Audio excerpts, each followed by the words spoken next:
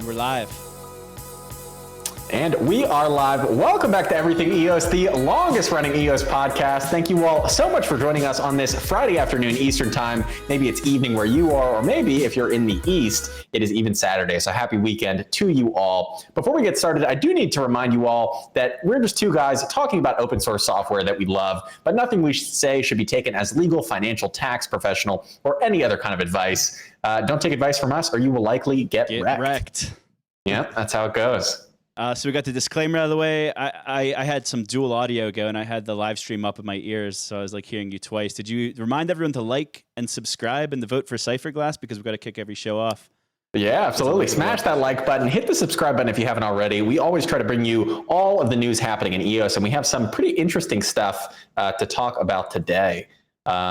You want to kick it off? Yeah, I think the biggest thing that happened this week, you're actually directly involved with, Rob. There was a little bit of a Twitter war going on between you and Ash Oro. It got into like a little bit of a bickering. Like I don't know. It was good points on both sides, and I'm sure we're going to hear a lot of Ash's and Zane's opinions on the voter incentives on the EOS radio channel, which I highly recommend as another YouTube channel to catch up on all of the latest happenings on EOS. And Rob's obviously going to give some of his side of this also about his past experiences with DPoS and why he is wholeheartedly against these voter incentives, voter rewards, vote buying. Or I'll just kind of let Rob put it in his own words. You want to kind of give your spin on this, and I'll kind of keep the balance going and give some of Ash and the pro voter rewards people side of it a little bit? Yeah, absolutely. And the first thing I want to say, I mean, I have total respect for Ash and what he's done and the value that he's brought to the EOS community. So there's no malicious intent here or anything like that. This is more of just a recap of what's happened and sort of diving deeper on why I think vote buying is such really a destructive practice, especially in DPoS. And ultimately, it comes down to what I like to call a race to the bottom. So right now, if you look back on all the tools that block producers have created over the last year of the mainnet being live, it's pretty much every tool that we use today. All of the different block explorers that we use, whether it's Blocks or EOS Park or EOS X or something else entirely, EOS Flare, all of those were developed by block producers. The Ledger hardware wallet that we put out was developed by block producers. There are new DSP portals developed by block producers. There are even tons of dapps that are being developed by block producers and dapps that are being onboarded, being helped by block producers as well. So if you really sit down and quantify the amount of value that BPs have been adding to the overall EOS network, it's kind of insane. And I think we would be in a much worse position if that wasn't the case. And when you have vote buying, which is essentially sharing rewards from a block producer directly with people who vote for them. So that would be, hey, if you vote for Cypherglass, we'll give you, 80% of our block rewards daily. We'll send it to you automatically. And that sounds great from a token holder perspective. That sounds great to me. Hey, I'm going to make a bunch of money. People are going to be, sending me EOS just for voting.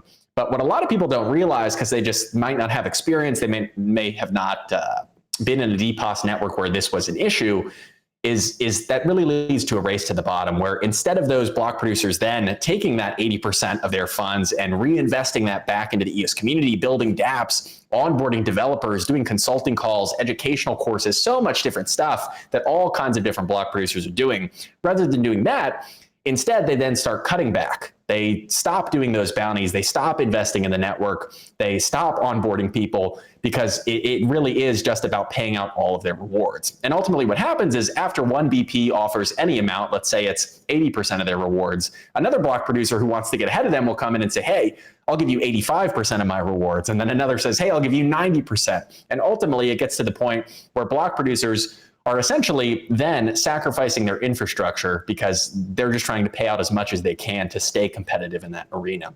So essentially it boils down to that, is that when you have vote buying or direct voter, I guess we could call it vote reward sharing or something along those lines, when you have direct block producer pay share with the people that are voting for them, you ultimately end up with a network that is much less secure because it's running on worse infrastructure.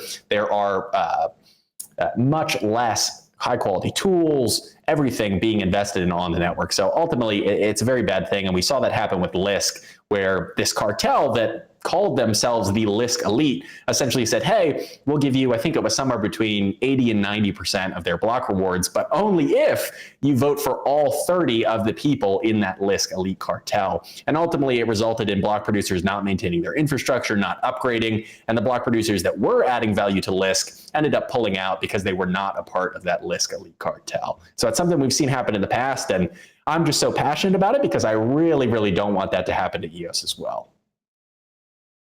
All right, I'm gonna pop back in here. So there's a few different arguments here of what is going on, and I kind of want to point out an article that was published by Sean at his name's Too Legit Crypto. He posted this on the EOS Radar. I'm gonna pull his article up real quick. He made a few good points. All right, so he had a pretty good article called EOS and the Dawn of Voter Rewards. And the reason he brought it up is because of NewDex. They have a staking pool called NewPos. All right. So this is one of the first in-your-face like voter reward pools available to the Western world, at least, because all of us are at least familiar or use NewDex. So we see this banner ad at the top of our page, and whenever you click on it, it introduces these NewPos rewards. So what it's doing is it's paying out a 3% annual yield, which is like, I'm assuming 3% on your EOS. So if you had 100 EOS and you staked it to this NewPos staking pool for 1 year, you'll get a 3% return on your investment. So at the end of the year, 1 year, you'd have 103 EOS from your 100 you started with. But the thing is, where are the votes coming from? Or where is this EOS coming from? Is it coming from their block rewards? Is it coming from block producers on their proxy who are paying you, which also brings up the proxy itself. So if you want to earn these voting rewards, which they're offering 3%, you have to vote for one of the NewDex proxies. They have several proxies, so I don't want to say that this is the only proxy that they have. I know we've had some really good conversation in the Everything EOS channel, more in depth than what we're probably even going to give you today. So as we're talking here, I just want to recommend you join our Telegram channel at t.me/everything_EOS. The last 3 days of conversation have been super constructive on this conversation. But what I wanted to bring up with the NewDex proxy is you look at their candidate votes and who they're voting for. So there's definitely some good block producers on here. I see EOS Nation. I vote for them also. I'm not going to call out all these ones that I like. EOS Lao Mao, I like you guys. Sorry. Nairobi's good. But these aren't typically the block producers a lot of our audience, for example, are voting for on their own. Whether you're using a proxy like Brock Pierce 1 or the Luke Stokes proxy or the Investing with a Difference proxy, or if you're voting yourself, these are probably not the same block producers you would vote for individually. So what's happening here is it's a disalignment of incentives. Is what's best for the network is geographic diversity, but what's best for the individual token holder, if they're interested in these voter rewards, is voting for one of these proxy services that are paying. So it's like a very difficult and complicated situation because it's really hard to kind of give up short-term gains for long-term gains, I guess, is one way of putting it. So one of the arguments here from the voter reward side is that if all of this is already happening, so we have NewDex, Stardios, and I think Infinistones has something like this. If they're already doing it anyway, there's already voter incentives going on, and then there's some vote trading going on behind the scenes that we don't actually see on chain, why not make it transparent and bring it to the surface so that something like what's been proposed by Ash and his team is a voter exchange, essentially, where a list of block producers could list all of their like reward percentages, and they would reward individual voters for voting for them rather than having to go through one of these proxies like NewDex. So if you want to earn the NewDex rewards, you have to agree to vote for all 30 of the block producers that they want you to vote for. Whereas if this was brought to the surface and brought transparently to the surface, everyone could be out in the open of what kind of rewards they're offering, and the individual token holder can select a la carte the block producers that they want to produce.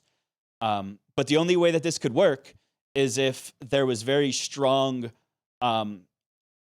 analytics on if the block producer's infrastructure is doing a good job, if they're keeping up their speed with CPU and processing, because there's a balance here. Some of the conversation in the Everything EOS channel that happened today was someone said they would rather vote for EOS New York and get a 1% voter reward than vote for the NewDex proxy and get a 3% reward. So it's finding that balance of what's best for the individual token holder and then what's best for the entire network. And just like whenever you shop for a product at the store, you don't always buy the very cheapest one because it's going to be low quality, but you don't necessarily buy the most expensive one either. And that would be equivalent to the block producer or the proxy paying to the highest bidder. Yeah, I think to respond to that a little bit, I think my biggest problem with the transparency argument is that in a lot of ways, I think, there are a lot of people that don't know about these voter incentive programs right now. And I actually think that's a good thing because it prevents us from, escalating the situation so quickly where suddenly we're in a Lisk situation where there's one major cartel that everybody is, putting their votes to because they pay you the most. Where if you put it all on an easy to use dashboard, it just exacerbates the whole situation. So I think talking about it is a great thing. We have to talk about these issues. There are flaws in the system right now, and we have to talk about them to fix them. But I think to go as far as to almost promote them by making it easy for people to buy into these systems and start getting those rewards by voting for these BPs, I think it just exacerbates the whole problem. How do you feel about the token resource argument? So a token gives you resource. It gives you CPU and net, and you could also use that token to purchase RAM on the main net.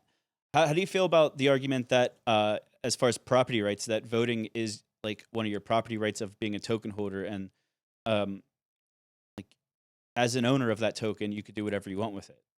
Oh, yeah. I mean, I totally agree with that. If you have a token and you want to go and give it to NewDex and vote for them in order for that, in order for you to get that return, I think that's ultimately your decision. And I think there are a lot of people that, I hear this sort of idealistic argument of, I would vote for EOS New York for 1%, even though this person might give me 3%. And sure, I'm sure there are some people, a handful of people that would do that, but those are generally the people that are already engaged in the voting system right now. What really happens when you implement these voter rewards and make it super easy for people to just come in and do it is that there are a lot of people that don't have that same sort of idealistic approach. Maybe they just assume that the BPs that are paying the most must be the best. They're highest up on the rankings. And people generally go towards the different voter proxies that are going to pay them the most, regardless of the long-term impact on the network. And that's ultimately what people are trading. They're trading, that short-term profit, or rather they're trading their long-term potential gain on increase in the network for the decentralization of the network, which has been a big problem that a lot of people in the entire crypto sphere are talking about, in exchange for something as small as a 3% fee. And I thought Crypto Tim did a good point. Maybe it was a little too aggressive in his the way he brought out his point, but he did make a good point in that you're for 3% to potentially harm the network in ways that have destroyed other DPoS networks. It really just doesn't make sense to me why you would trade that potential long-term value and sort of security of the network. So that headline of that video is what, like something about $3 or $5 prostitutes or something, or hookers? It said EOS 5% hookers or something. I don't know. It was ridiculous. Believe it or not, that actually brings up a very good point. Okay, so it goes back to transparency and putting everything out in the open. Prostitution, all right, one of the oldest occupations in the world, and whenever you make it illegal and you put it you make it hard for them to work in a legal way, there's more violence, there's more crime that's actually occurring because you're hiding it underneath the surface. But whenever you legalize it and you kind of regulate it a little bit, crime actually goes down in those cities or countries like Germany and like the Netherlands. So it's kind of like right. with the vote buying, or I don't like the term vote buying, I guess. I think we need to get away from that. And if we're going to talk about it, I think it should stick to voter incentives or voter rewards. And this is just terminology. I think vote buying, like publicly outside of the EOS space, it's going to give a negative connotation. So I think when we discuss this, I think voter rewards and voter incentives are the proper terminology. Would you kind of agree with that, Rob? Yeah, I think so. And I think one important thing to note also is that I'm totally for non-biased voter incentives. Those are things like Rex, where as long as you're voting for 21 BPs or any proxy that you choose, it doesn't have to be a specific proxy, just any proxy or any voters, then you earn that, I think right now it's maybe 0.5%, but at times has been as much as 2 or 3% per year on your EOS. So I'm totally a fan of non-biased voter incentives, but where we get this race to the bottom is when those voter incentives come directly from BP pay from the block producer to the voter that's voting for them. That's when all of a sudden all the BPs that are investing so much back into the ecosystem, building out tools, maintaining servers for block explorers, all kinds of different stuff, all of that tends to go away when that BP pay then gets funneled to the voters. So I'm in favor of a voter incentive. Maybe it's 1% inflation to match the BP pay that then gets paid out to voters, as long as it's a non-biased voter incentive, because that ultimately seems to be one of the underlying issues here, is how do we incentivize more people to vote? How did you feel a few weeks ago, maybe a month ago, I don't remember, Dan proposed, and it kind of disappeared from here, paying people to not vote. And the argument there is, if people were just chasing the yield, if you could offer them just as much incentive to not vote as they would be incentivized to vote for 30 block producers that could potentially lower the quality of the chain, then that would be healthier long term, is to just pay people to not vote so that they're not incentivized to vote for people or companies who aren't going to take full care of the network. Yeah, I definitely think that's interesting. My biggest concern with that is that the incentive gets too high not to vote, where then we don't have very many people voting at all. And then the security of the network, meaning, the amount of money or the amount of EOS you need to buy to sort of take control of the network, that bar drops much, much lower if a bunch of people aren't voting. So that would be my only concern there, is that you pay people too much not to vote, then you're not going to have anybody ever voting for any reason. But it's so interesting. I think a combination of a lot of things will likely result in a good solution to this, but it's very good that I think a lot of people are agreeing, we need to make a change in some kind of way. And that brings up a good point, is like having these conversations are all part of how we grow and improve EPOS. The fact that we're disagreeing here and having these conversations and sometimes even these arguments is a feature and not a flaw of DPoS. So it all kind of started because a lot of people are upset about the geographic diversity of the network. They're seeing all of these Eastern BPs, and they're looking for a fix, or a true fix is a balance. And we're trying to find that balance, and that's why we're having these difficult conversations. And there are a lot of very strong leaders in this space working on it. So today, during our conversation in the Everything EOS Telegram channel, Kevin from EOS New York said he was very confident about his proposal that they'll be publishing shortly. Also, a few weeks back, Blockchain Kid put out an article about voter incentives, and also for BP rewards, like locking up their rewards, putting more of a vested interest in their rewards so that they kind of give themselves their investing schedule. I think it's worth circling back on that sometime in the near future, because this conversation's become relevant again. And also, this isn't just a problem that people in the West are looking at. You actually put out a very, very interesting video this week on the Cypherglass channel, where you interviewed Denny from Huobi, and I don't have the name of the guy from EOS Shenzhen. Sheldon. But you want to kind of give a summary of that conversation, what you learned from it, and anything that you could summarize for our audience here who might not have watched it yet?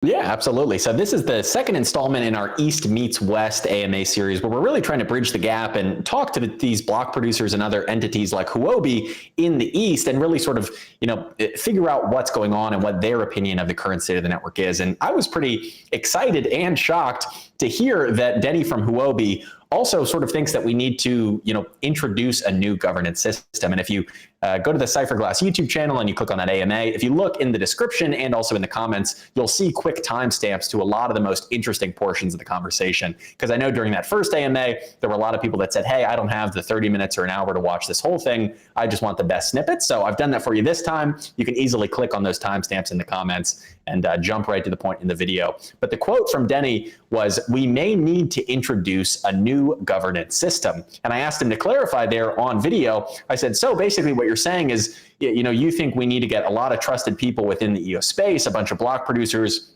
dapp developers, token holders, all kinds of people together for a summit, which is what he was suggesting, put on some kind of new governance summit where we all get together and brainstorm this and solve it to introduce a totally new governance system that could potentially fall in line with the 1.8 hard fork. And he confirmed, he was like, yes, that's what I'm saying. I think we may need to introduce that new governance system. And I just want to remind everybody about what we were talking about a couple weeks ago here on Everything EOS, where I was saying, I think the 1.8 coordinated hard fork that's coming on September 23rd is a fantastic opportunity for us to potentially introduce some of these changes where we all have to coordinate and make substantial changes to EOS anyway for the 1.8 upgrade, that we might as well agree on these significant governance issues ahead of that as well, so that we can include that in the update. And speaking with Denny from Huobi, it seems like the East is potentially on board with that idea as well. They're seeing these conversations that people are having, these negative conversations, frankly, about the EOS mainnet, and they want to fix that as well. So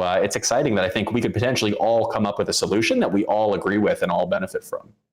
I pulled up while you said, when you brought up 1.8, EOS Authority has a great when 1.8 like status update landing page if you're wondering where we're at. We talked about the 1.8 upgrade a little bit last week. And at that time, I don't think that 15 out of the 21 producing block producers had signed the referendum yet, signaling that they're ready, willing, and able to upgrade to 1.8. And since then, they have all signaled that they're going to upgrade. So I guess it coming to the surface that some of them hadn't voted yet. They got the message on Twitter, Telegram, everywhere. So thank you to the community for pointing that out to them, that they weren't voting and that they needed to. But as of right now, the 1.8 upgrade is on schedule for September 23rd at 13:00 Universal Standard Time. So it's going to happen. And as a reminder, the 1.8 upgrade, it's going to require an incredible amount of coordination, as Rob said. So there's weekly calls going on. This is the perfect time for new ideas to be presented. And since I just pulled up EOS Authority's website, I think it's worth pointing out some of the stuff that they've been doing, because EOS Authority has been a great block producer from day one. So this is an example of one of the block producers that rely on their block rewards to give back to the community some amazing things that probably wouldn't get funded if it wasn't for the block rewards. If they were giving them away, we wouldn't have all of these email alert tools and text message alert tools. And even the lost key solution that was put together by so many BPs, EOS Authority included, that got, I think, 10,000 plus people access to their account again. I mean, things like that just won't happen in a system where BPs are giving away 90% of their rewards. It just won't. They won't have the funds to do so. So I just want to point out this tweet, because EOS Authority deserves all of the credit in the world. They have some of the best voter analytics tools on the market. Them and EOS Titan, I think, stand out as like the leaders in the dashboards here. And they put out this tweet recently that says they're approaching this top 21 BP, the token incentives, 1 token, 1 vote. They're actually putting in a lot of research and effort into this. So they pointed out that they've been modeling 1 token, 1 vote, 1 token squared, 1 vote, quantitative voting. And I want to pull that up right now because it's actually really interesting to see how the votes change whenever you switch to 1 token, 1 vote, because 1 token, 1 vote has definitely been something we've discussed at length here on Everything EOS and in the EOS community as a whole, but we don't know really how to model it out. And also, if this change were to happen, we have to assume that the votes are going to change significantly, so we can't really base the future rankings based on how they are today. So it's still interesting to see, though. So what I have up on your screen here is on EOS Authority's website. They've actually modeled out what the rankings would look like if we switch to 1 token, 1 vote today. So if we switch to 1 token, 1 vote today, you could see, I'm just scrolling through here. You could see how some of the people who aren't in the top 21 become part of the top 21. And then the other thing I'm going to pull up here is the 1 token squared. The 1 token square is much different. Let's see if I got it. All right, so the one token squared. I just wanted to pull it up because I wanted to give a shout out. Cypherglass, you'd be number 4 here, so this should be the one we support you. I don't really understand the 1 token squared, 1 vote. I don't recall that one being explained to me that well, but it is interesting to see that whatever voting mechanism, like this voter weight is, how all of these Western BPs all of a sudden become in the top 10. Not all of them, but there's a lot more Western BPs here than in all of the other voting mechanisms.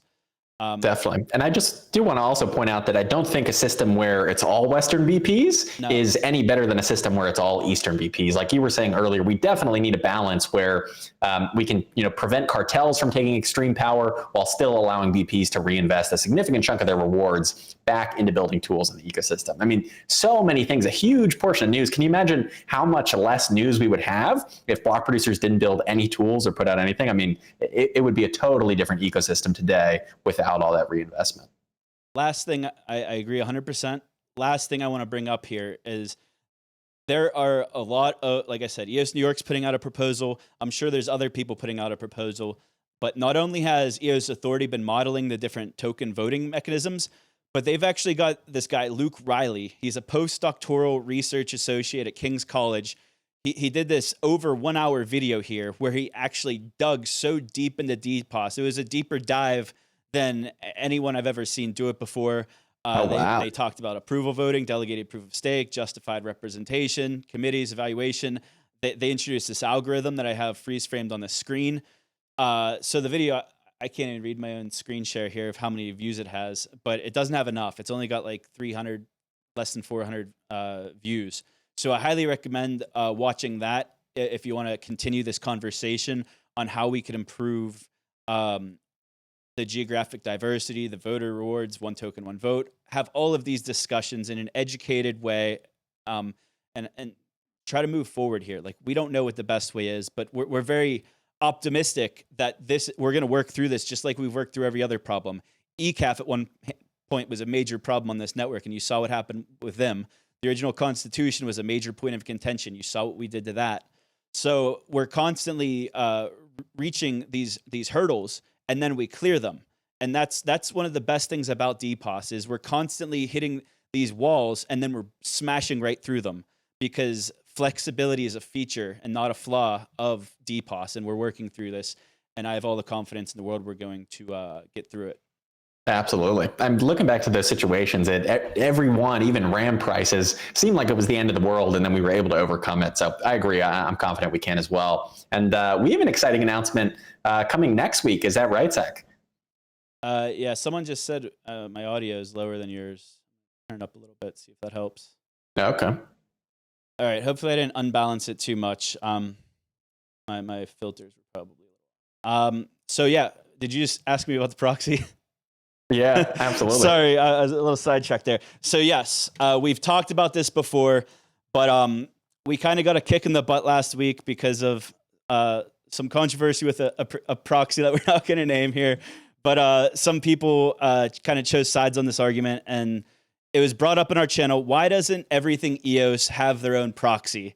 And good question. There is no reason any longer why we don't have a proxy. And next week, I am going to be recording an Everything EOS proxy NFL draft style video where we're going to draft our 30 block producers for the Everything EOS proxy. And we're also going to announce the account name of the proxy next week on a video.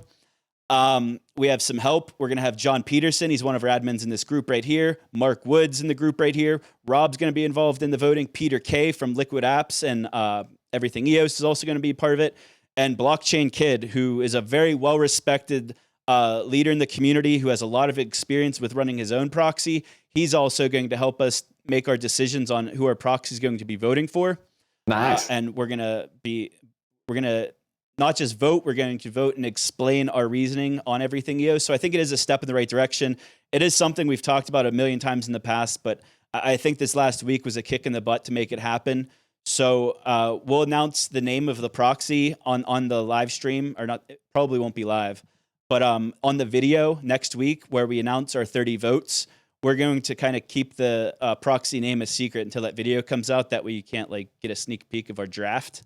But I'm going to try to make it an entertaining video for you guys. I'm going to try to get some input from block producers to send me kind of like whenever you draft a rookie in the NFL and they put on their hat and step up on stage and give their little speech. I'm going to make it entertaining for you guys. I'm going to point out why I like these block producers, and I think as this conversation continues with the voter rewards, at first, we're not going to offer voting rewards because that's not our goal right now. But as the conversation continues and if things change throughout the entire ecosystem, we're open to running the proxy the best way we believe is possible at that given time. So right now, there's no rewards, but we've proven different rewards in the past, and I do kind of want to point that out, Rob, is like when we first kicked off the Everything EOS developer courses, we used kind of like a voter incentive to give the course for free.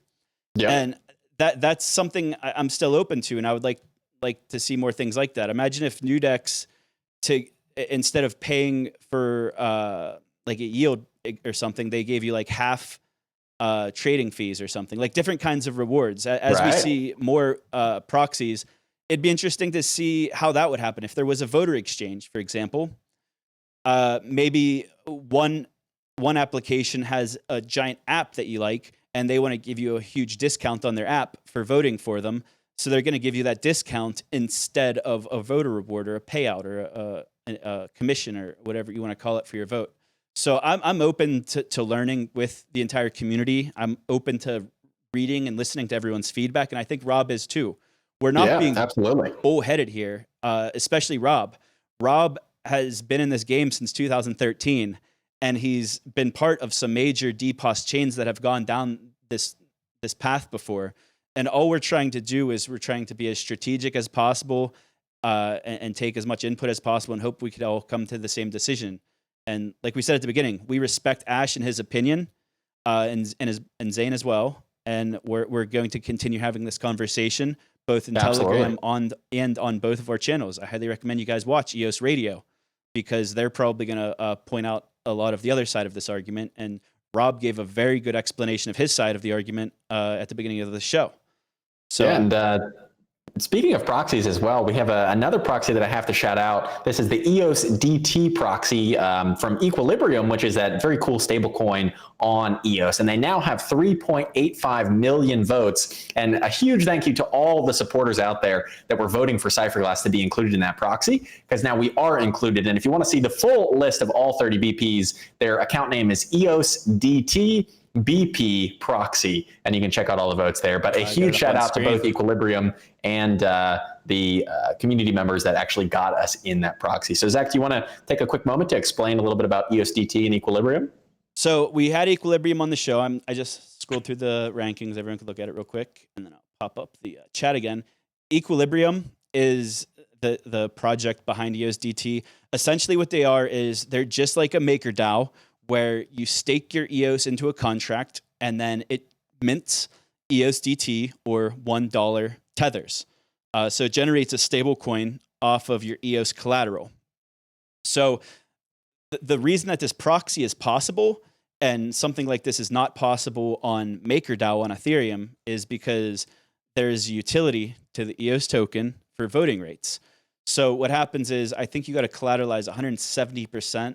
So you have to lock up $170 worth of EOS to get $100 worth of EOS would be like the equivalent. But what happens is like not all of that EOS necessarily needs to be locked up with a 3-day locking period. And as we've pointed out with the Rex before, if you stake to Rex and you don't use the savings mechanism on there, you essentially have liquid EOS while voting and staking to Rex. So what they're doing is they have a giant pool of millions of EOS tokens locked up into a smart contract that generated EOS DTs or tethers, EOS dollar tethers. I don't know what it stands for.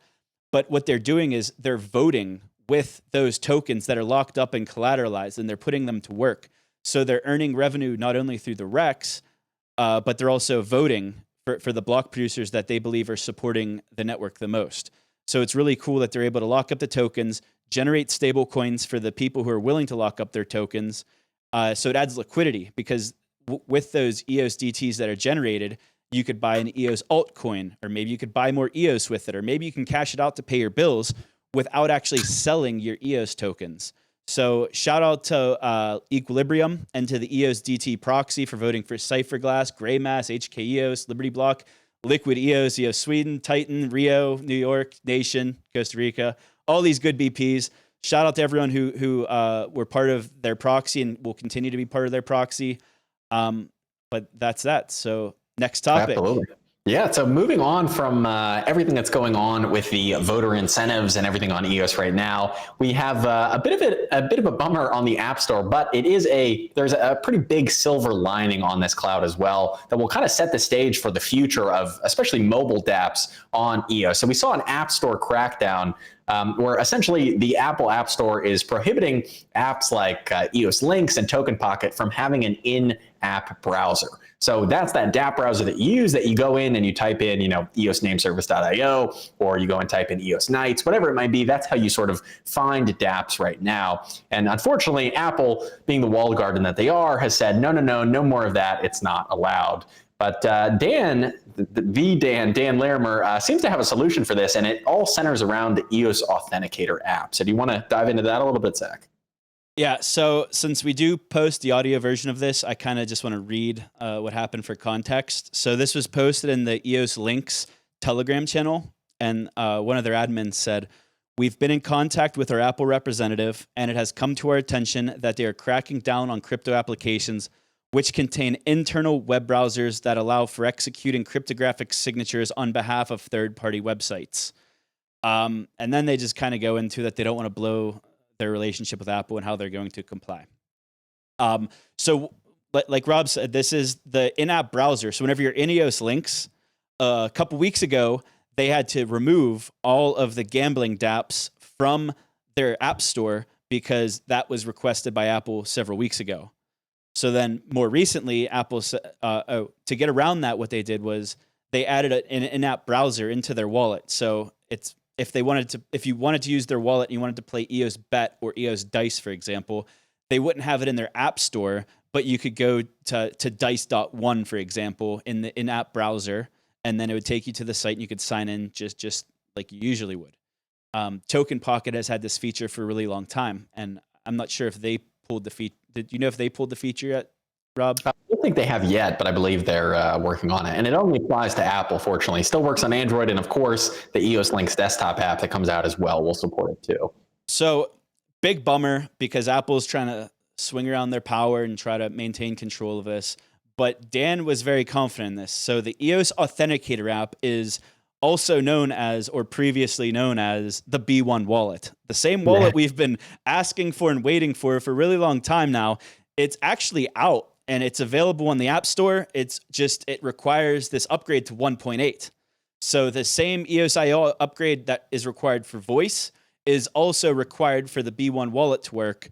But fortunately, the Jungle testnet and the Kylan testnet have already upgraded to 1.8, and EOS Laomao, a Japanese block producer, really good team there, they actually deployed the EOS Authenticator app to the App Store, and you can download it today if you want to test it with Jungle testnet or Kylan testnet.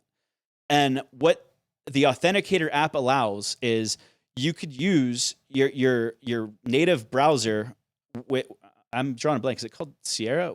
What's Safari. Safari. I don't know why I just had a brain. That's all right. Just a mobile browser you use on your iPhone.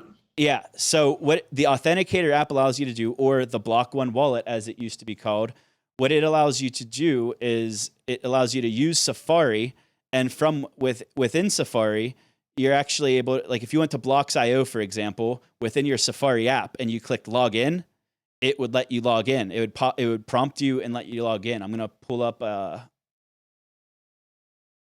have up on the screen here a little GIF that's moving, and it's showing you how this would work. You can imagine if this was like Blocks.io or any dApp you wanted to use. This is all happening within your browser. And this is exactly how it's going to work once we upgrade to 1.8.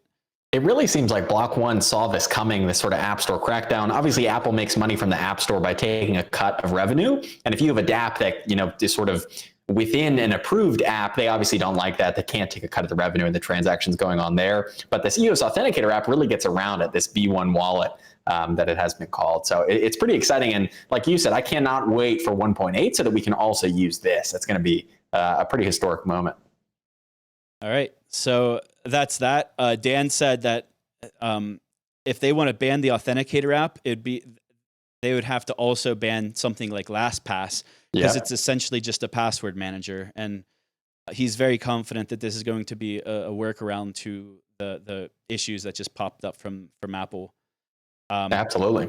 Yeah, and we have some other more positive dapp news as well. If you look at Lumios, which is a pretty cool polling application, if you download Lumios from the App Store, you can actually start earning Loom tokens. And if you've been keeping up with it, the Loom tokens are now convertible for actual tokens on the EOS mainnet, and they are trading on NewDex at NewDex.io. So if you have some Loom there, you can go ahead and move it out of your wallet and either hold it there or head on over to NewDex where you can buy or sell it. So a huge congratulations to the entire Lumios team. It's a big milestone.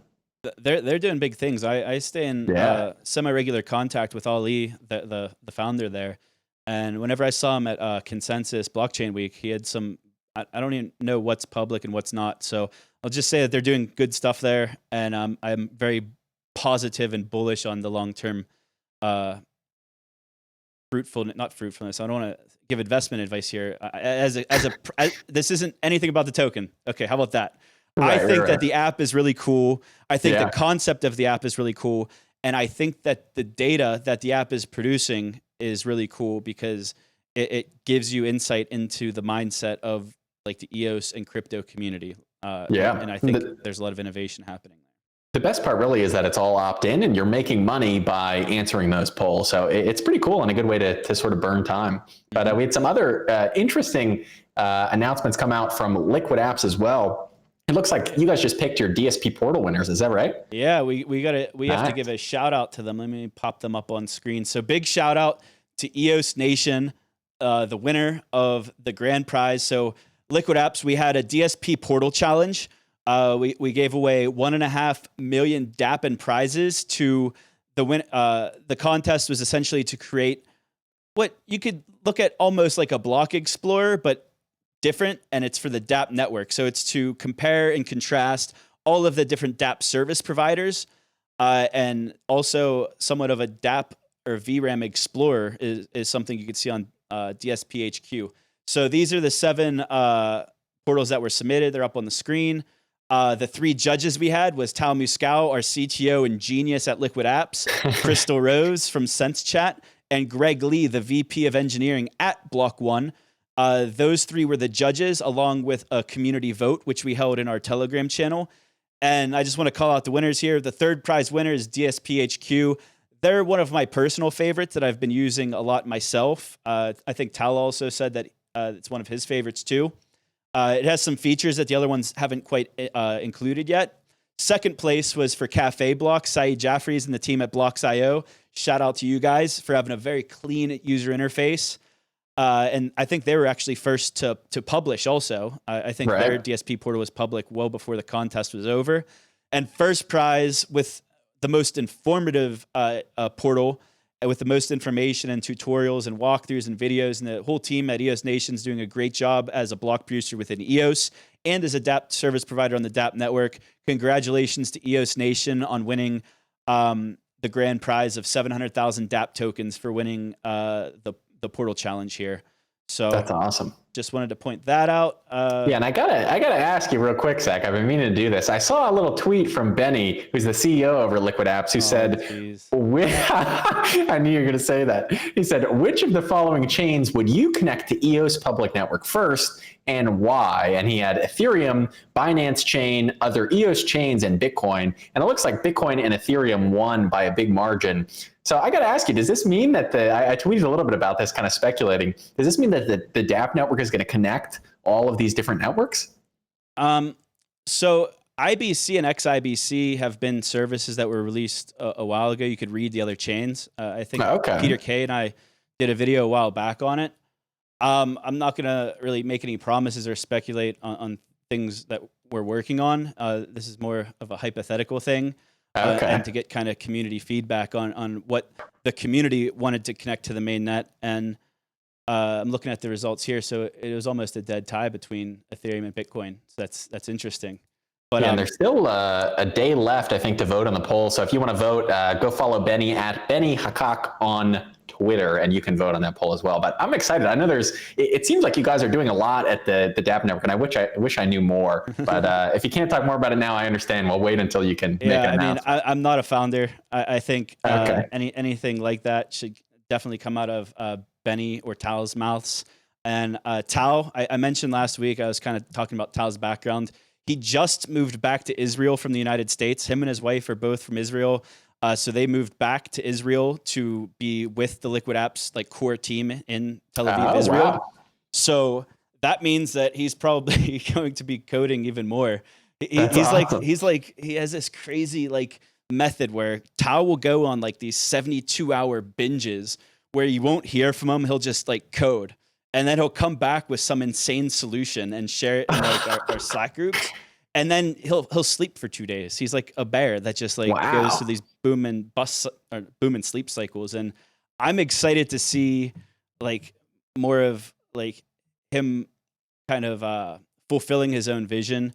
I think that both Benny and Tao have like huge visions for what they want to do. I'm not going to speak for them, but they caught my attention very early on. Like we had them on the show. Literally, we had a 3-hour conversation with them, Peter, Keay, and I. And at the end of that conversation, within like 2 weeks, we found ourselves on the LiquidApps team. Yeah. So they've definitely got me excited about scaling the EOS mainnet and making it interoperable with all kinds of different things. While making RAM near limitless. And then we talked about the liquid accounts, like free EOS accounts for the end users, and we don't even need to wait for 1.8 necessarily for some of these features. But I'll leave it at that. We have some really thing. I don't want to give any. I think we should move on to the next topic. Okay, that's all right. I'm sorry, guys. I just don't want to the wrong words out there that I'm not permission to say. Fair. Let's just say that. I just want to bring up the Block.One. Last week we brought up how they've been blogging every single week. So we don't necessarily hear all of Block.One's like we don't see Dan in Telegram every day like we sometimes wish we did, and some people wish we didn't. And we haven't heard from Bloomer that much recently, but we pointed out last week that they've been blogging every single week, and EOSIO Labs has been on fire. So they released the strategic vision at B1 June, and they didn't even announce it on stage. It came out as like a landing page of its own.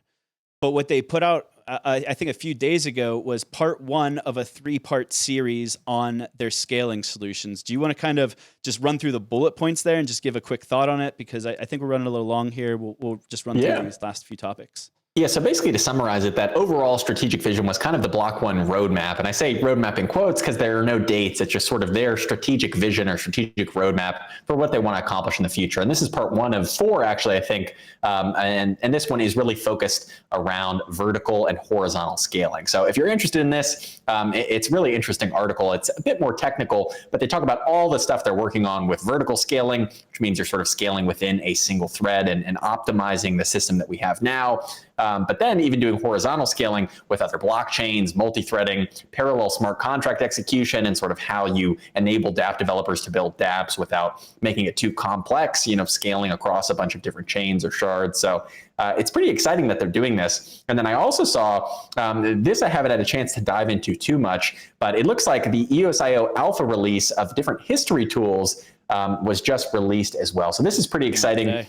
It seems like basically a replacement for the old deprecated history solution that so many people were talking about over the last couple months. And this is essentially an easier way for people to query the EOS blockchain. And obviously, Defuse is a great example of a private company came out of EOS Canada, another block producer adding value to the ecosystem.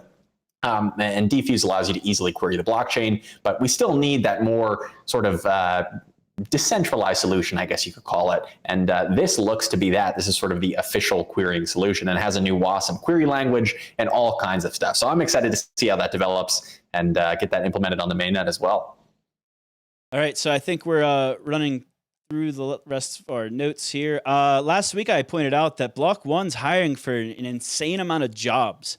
So everyone that thinks like they're not doing anything just because they're not in constant communication on Telegram, if you want them to do more, and you're able to move to Hong Kong, Blacksburg, Washington, D.C., or Los Angeles, I highly recommend you are constantly in tune with their careers page. So they just added 4 new positions since our show last week. So they need an EOS event specialist, an event coordinator, a security researcher, customer success advisor, content creator. And I'm just going to scroll through the rest of the jobs without actually reading them to you guys. But there's over 50 jobs that they're hiring for. And I don't even know the employee count at Block.One at the moment. Rob, are you familiar with how many they have out of all 3 or 4 of their offices? I know it's hundreds. I know when Dan, on our interview that we had with Dan and Brendan after the B1 June announcement, Dan said they had more than 100 people, and then Brendan clarified, oh, that's only in Blacksburg. So I would imagine another 100 in Hong Kong, maybe a couple in Los Angeles, and then obviously the DC office coming up as well. So now they're a couple hundred people deep, I believe, in their organization, and obviously scaling very quickly, as you can see with all these job posts. Yeah, I'm only halfway through the jobs, so we're just going to have to keep talking about jobs. I'm going to have to scroll faster. I just wanted to pull them all up on screen because we get a few thousand people watching these every single week, and I want the community to be at Block.One. I want people who watch everything EOS to be at Block.One. We want the community and the core team building EOSIO to be one and the same as much as possible. And if we could help Block.One fill these positions just by scrolling through some of these jobs every now and again, a digital media analyst in Los Angeles, product designer, developer advocate, developer relations advocate, digital media analyst, all of these positions. I'm just going to, all right, finally, I'm at the bottom of this list. We can move on to the next topic. I think the next thing I want to talk about is just a couple reminders. And we are, in sort of tradition on the show, we are about to do a Blankos giveaway. So get ready. We'll do that in just a sec to close out the show. But there is that DICE charity event happening on July 27th. It is a 10 EOS entry fee. And both Zach and I will be playing in that as well. So it should be pretty fun. Half of it goes to charity. And that's at dice.one. And we'll be talking about that next week as well, because we should have another show before that actual event goes live. Unfortunately, 10 EOS, whenever this blog article came out, were worth a lot more than 10 EOS are today. Yeah, that is true. But hopefully humanelove.org could hodl these tokens for another couple weeks, couple days, couple months, whatever it takes. And hopefully it'll turn into what it was originally intended to be. Or I think if you lose at these tables with your 10 EOS, I'm pretty sure you're allowed to buy back in for 10 more EOS. So nice. If you want to play multiple, I guess, eliminations, you could add to the charity that way also. So you mentioned the giveaway. We haven't done one in a while. We haven't done one in a while. It's been a while. This is a multi-Blanco from Blankos. As you all know, Blankos is building on the EOS mainnet, and their game is coming out later this year. We know it's coming out sometime in 2019. We don't know an exact date yet, but you can go to playblankos.com, I believe is the website, and check that out. But do you want to pick the number, or do you want me to? Who's picked the number? I think you pick the number, and I'll pick the winner out of the chat. I'm going to switch it to live chat. So Zach is about to send me a number 1 to 100. All right, it's in the shared Google Doc we're both looking at here. I'm gonna make it real big. It's at the bottom. All right, I see it. All right, we have the number. Go ahead and type in chat a number 1 to 100. Whoever gets it right first, as I see it on my screen, will win this Blanco. So let's see those numbers fly. It's been a while, so I don't know if people are expecting this or not. Here come the numbers. Ooh, real close there. I see people jumping all around it. Waiting for it. Still haven't seen it come through. Some people got really close there at the beginning. Wow, you picked a hard number, I guess, Zach. You haven't seen it? I'm not even looking. Oh, I'm looking. I don't see it yet. People are getting all around it. People are 1 off, 2 off. Come on, guys. Oh, there it is. There it is. Looks like Connor Mosher, I hope I'm saying your name right, Konner, wins with the number 71. Congratulations. Hit me up on Telegram at Finchify, and I will send this Blanco your way. And I noticed a couple people said they didn't receive theirs. I've sent out so many of these now. If you still haven't received it, DM me on Telegram as well, and I will make sure to get it out. So there it is, number 71 in the chat. Congratulations, Connor.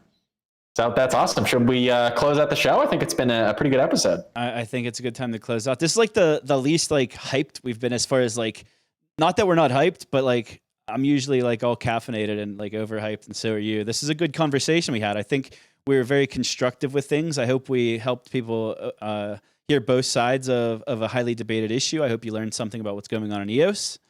I'm looking forward to my video next week to launch the proxy. I see Mark and Jonathan Peterson in the chat here, so I'm looking forward to having this conversation with you on who we're going to vote for and why. But until that video next week, I'm Zack Gall. I'm Rob Finch. And this is Everything EOS. Go Go EOS! EOS! Put a Go EOS in the chat, smash the thumbs up. We'll see you next week. Later, guys.